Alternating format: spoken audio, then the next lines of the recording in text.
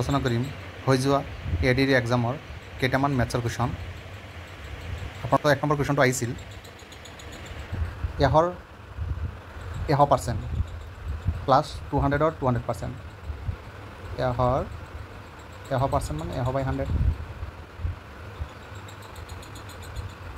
Plus 200ৰ 200%, 200 into 200/100। আনচাৰটো কিমান? 0 0 cancel, 0 0 cancel, 0 0 cancel. কিমান আছে? 100 আৰু এইফালে আছে 200 আৰু 2 পূৰণ কৰিলে 400 আৰু 100, আনচাৰটো আছে 500। আৰু ৰাইট আনচাৰ আছিল 500। 2 নম্বৰ কুৱেশ্যন, পিছৰ এটা কুৱেশ্যন আহিছিল 2 1 3 -1 5 -2 6ৰ মধ্যমা কিমান? এইটো কুৱেশ্যন মই ভিডিঅ'ত অলৰেডি আলোচনা কৰিছোঁ। আপোনালোকে মোৰ চেনেলৰ ভিডিঅ'বোৰত গৈ এইটো কুৱেশ্যন দেখা পাব। চাওক এইটো মধ্যমা কেনেকৈ ওলাইছিলোঁ আৰু এইটো ৰাইট আনচাৰ কি হ'ব চাওক। ফাৰ্ষ্টৰ কাম আছিল আমি সজাই লিখিম একদম সৰুৰ পৰা ডাঙৰলৈকে। -2 -1 তাৰপিছত 1 2 3 5 6। এতিয়া চাওক একদম মাজত কি আছে? ইয়াত কেইটা আছে? 1 2 3 4 5 6 7টা। মাজত কি আছে? 2। তাৰপিছত মধ্যমা হৈছে 2। একদম সহজ আহিছিল কুৱেশ্যনটো। তাৰ পিছৰ কুৱেশ্যন, পিছৰ প্ৰশ্ন 4 নম্বৰটো 2 1 1 9ৰ ওপৰত বাৰ চিন দিয়া আছে। আমি এইটো কেনেকৈ কৰিম চাওক। তাত লিখিম 2টাৰ ওপৰত বাৰ চিন দিয়া আছে, সেইকাৰণে আমি এইটো লিখিম 2টা 9 আৰু ওপৰত লিখিম গোটেইখিনি লিখি পেলাই 2 1 9 লিখি পেলাই 2 মাইনাছ কৰিম। কৰিলে কিমান ওলাব? 99 আৰু এইটো হ'ব 2 1 7। তাৰপিছৰ প্ৰশ্ন হৈছে XCI ইয়াৰ ভেলু কিমান? অৰ্থাৎ XC হৈছে 90 আৰু 191, ৰাইট আনচাৰ 91। তাৰপিছৰ প্ৰশ্ন 4 8 আৰু 12ৰে হৰণ যোৱা সৰু সংখ্যাটো কি আছিল? এইটো কুৱেশ্যন আহিছিল। 4 8 আৰু 12ৰে হৰণ যোৱা সৰু সংখ্যাটো কি আছিল? এইটো কুৱেশ্যন আহিছিল। এইটো কেনেকৈ ওলাম আমি? ফাৰ্ষ্টত এইটো ল'লে ওলাই যায় 4 8 12। 4 দি এবাৰ, দুবাৰ, তিনিবাৰ আৰু হৰণ নাযায়। 4 3 গুণ, অৰ্থাৎ লগাগু কিমান হ'ব? 4 2 গুণ 8, 8 3 গুণ 24, ৰাইট আনচাৰ 24। 24ক 4ৰে হৰণ যাব, 8ৰে হৰণ যাব, 12ৰে হৰণ যাব। এইটো হৰণ যোৱা সংখ্যা, সৰু সংখ্যা। তাৰপিছৰ প্ৰশ্ন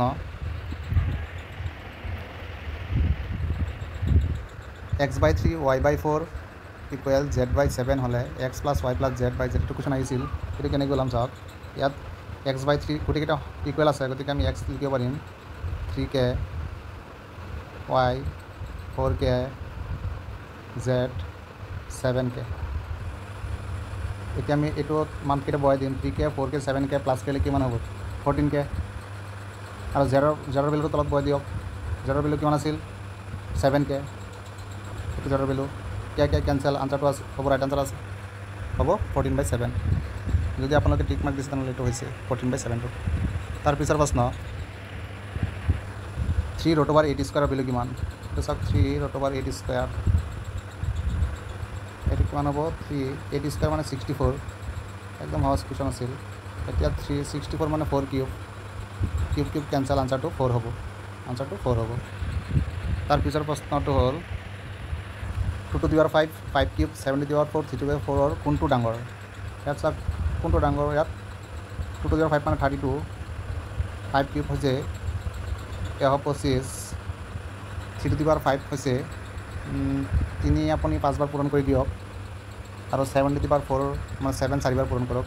এইটো পূৰণ কৰিলে আপুনি 7^4 ডাঙৰ সংখ্যা পাব, ৰাইট আনচাৰ 7^4 আছিল। তাৰপিছৰ প্ৰশ্ন, সেইটো অংক মোৰ চেনেলৰ ভিডিঅ'বোৰত আছিল, এইটো অংক মই বুজাইছিলোঁ। প্ৰশ্নটো হ'ল দুটা সংখ্যাৰ অনুপাত 2:3, LCM আৰু HCFৰ পূৰণফল 96, সংখ্যা দুটাৰ যোগফল কিমান? আমি শিকিছিলোঁ সংখ্যা দুটাৰ অনুপাত দিয়া আছিল, অনুপাত দিলে আমি ধৰিছিলোঁ এইটো 2x আৰু 3x, 2x আৰু 3x এই দুটা পূৰণ কৰক। পূৰণ কৰিলে কিমান হ'ব? সংখ্যা দুটাৰ লগাগু পূৰণফলৰ সমান হ'ব 96। এতিয়া কিমান হ'ল? ইয়াত 5x² = 90, 2 3 গুণ 6 6x² = 96। 6 দি কাটি দিয়ক আপুনি। এই 6 ইনটু আছে, এইফালে কাটি দিয়ে 96ক 6 দি কাটে, কেইবাৰ যাব? এবাৰ, আৰু 3 হৈ গ'ল, অৰ্থাৎ x² কিমান পাইছে? 16। x কিমান হ'ব? 4, x = এক্স 16 মানে 4 স্কোয়াৰ স্কোয়াৰ স্কোয়াৰ কেঞ্চেল এক্সৰ ভেলু 4 ৰাইট আনসাৰ 4 আছিল তাৰপিছৰ প্ৰশ্ন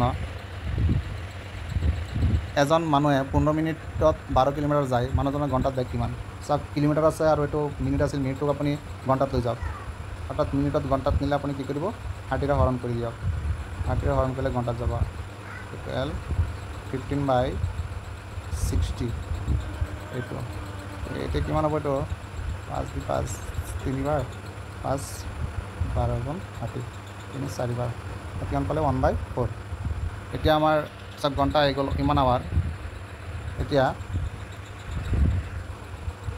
বেগ কেনেকৈ ওলাই বেগ ইকুৱেল দূৰত্ব বাই সময় অৰ্থাৎ 12 কিমান হ'ব 12/1/4 1/4 অর্থাৎ 4 টু উপর যাব